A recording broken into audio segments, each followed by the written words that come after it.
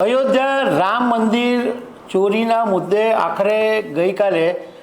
શ્રી રામ તીર્થક ક્ષેત્ર ટ્રસ્ટે એક નિવેદન જાહેર કરી અને ઘણી બધી સત્તાવાર માહિતી આપી કે ચંપતરાય અને અનિલ મિશ્રાએ રાજીનામું આપી દીધું છે અને એ રાજીનામા વિશે આગળની જે બેઠક મળશે એમાં ચર્ચા થશે।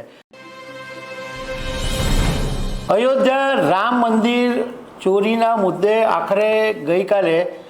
શ્રી રામ તીર્થક ક્ષેત્ર ટ્રસ્ટે એક નિવેદન જાહેર કરી અને ઘણી બધી સત્તાવાર માહિતી આપી કે ચંપતરાય અને અનિલ મિશ્રાએ રાજીનામું આપી દીધું છે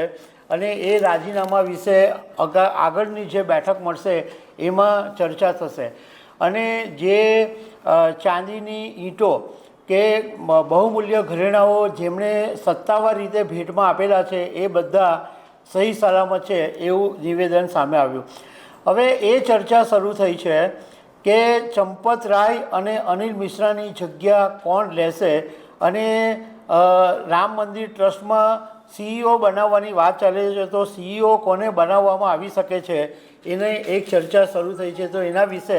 તમારી સાથે વાત કરીશ। મારું નામ રાજેશ શાહ છે અને તમે જોઈ રહ્યા છો ગુજરાતના સૌથી મોટા ડિજિટલ ન્યૂઝ પ્લેટફોર્મ ખબર છે.com। દૈનિક ભાસ્કરના એક અહેવાલની અંદર એક એવું એનાલિસિસ આપવામાં આવ્યું છે કે રામ મંદિરે 27 જૂને પુષ્ટિ કરી એ પછી હવે 11 જુલાઈએ ટ્રસ્ટની એક બેઠક મળવાની છે અને આ બેઠકની અંદર ચંપતરાય અને અનિલ મિશ્રાએ જે રાજીનામું આપ્યું છે એ સ્વીકારી લેવામાં આવશે અને ચંપતરાયને અયોધ્યાથી હટાવીને દિલ્હીમાં વિશ્વ હિન્દુ પરિષદના હેડક્વાર્ટર પર બેસાડી દેવામાં આવે એવી શક્યતા છે। રામ મંદિર નિર્માણના પ્રભારી ગોપાલ રાવ છે એમને પણ અયોધ્યાથી હટાવીને પશ્ચિમ ભારતમાં મોકલવાની તૈયારી ચાલી રહી છે એવું જાણવા મળ્યું છે। ડૉક્ટર અનિલ મિશ્રાને ટ્રસ્ટમાંથી બિલકુલ હટાવીને એમને કોઈ પણ પદ નહીં આપવામાં આવે એવું પણ ચર્ચા ચાલી રહી છે અને બીજું એક એ છે કે રામ મંદિર ટ્રસ્ટના મહાસચિવનું જે પદ છે એમાં સંઘનો એટલે આરએસએસનો જે દબદબો છે એ યથાવત રહેશે એટલે ચંપતરાયની જગ્યાએ સંઘનો જ કોઈ પદાધિકારી આવે એવું બનશે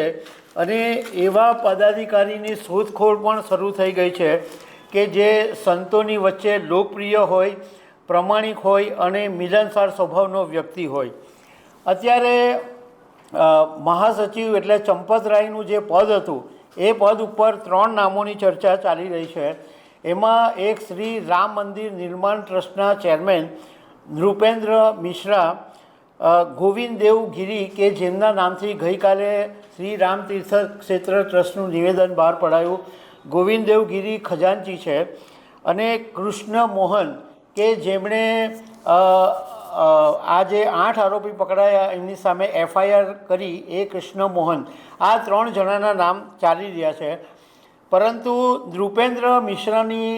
મિશ્રાના નામ ઉપર આરએસએસની અંદર મતાંતર છે